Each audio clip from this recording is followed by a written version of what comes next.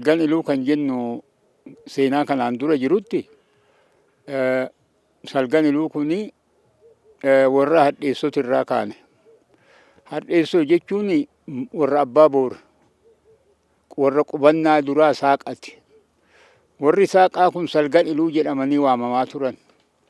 Saaqaan kun egaa qomoo of jalatti qabu kanaan wajjin warra lagoo, warra bachoo, warra hadheessoo, warra sapheeraa, eegguu, yaayyoo, gomboo qomoo kan hammatee jira. Salgan iluu immoo asirratti kan jiru immoo qomoo 45 qaba.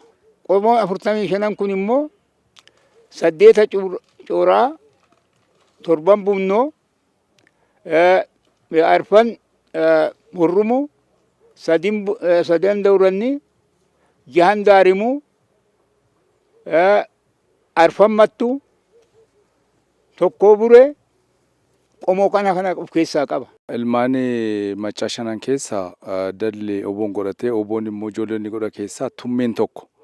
Tummeen ijoollee 4 qaba. Ijoollee 4 inni qabu noonnoodha, buunnoodha, sibuudha, daaphoodha. Amma jarri kun arfan immoo hortee qabu.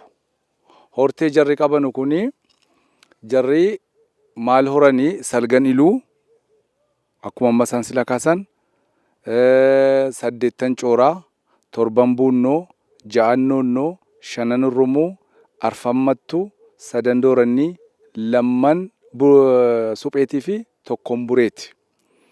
Jarri kun amma akkanatti fakkeenyaaf amma daarimuunis jira. Amma 7 buunnoo keessa buunnooni 4 dhalooteedhuma ijoollee isaa qaba. 3 immoo daarimuun sibuu keessa jiru. Akkuma isaan kaasan immoo sagalanii iluu warreedhaan immoo salgeenii fi sagalan iluu adda adda. Sagalan iluu warruma sila isaan maqaa. Salgeen immoo warra amma nu maqaa dhoofne kana. Sagalan iluu warreen. Salgeen jara warruma amma ilmaan hadheessoo, bachoo, sapheeraa jedhan kana. Jarri kun sagal ilmoo 9 qabu. Cooraanis akkuma sana 8 qaba. Buunnoon 7 qaba. Jarri kun immoo dhufanii 9 jara ammoo teessoo 45 qabu.